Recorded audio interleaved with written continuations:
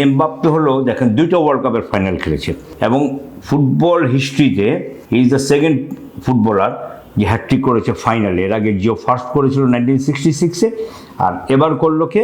এবার last world কাপে করেছে এমবাপ্পে। তার মানে আপনাকে বুঝতে হবে ওয়ার্ল্ড কাপ ফাইনালে হ্যাট্রিক করা কিন্তু not a matter of jokes. Lot of footballers, Messi, Maradona, Rummenigge, Ronaldo, এদের মতো এত বড় বড় ক্লাস ফুটবলার, এত বড় বড় লিজেন্ড কেউ পারেনি, কিন্তু এমবাপ্পে কিন্তু করেছে।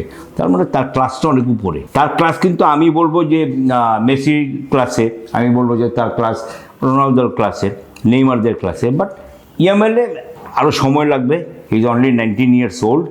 আর ভিনিসিয়াসের বিষয়টা আমি মনে করি যে ফ্লপ হওয়ার সম্ভাবনা খুব বেশি। তার কারণ হলো যে ভিনিসিয়াস ক্লাব ফুটবলার, তারপরে হয়তো ক্লিক করতে পারে, কিন্তু আমি মনে করি যে একটা টিমকে এককভাবে টেনে নেওয়ার যেটা ক্ষমতা, সেই 3 জনের ভিতরে একমাত্র এমবাপ্পের আছে, বাকি 2জন একটু পিছনে।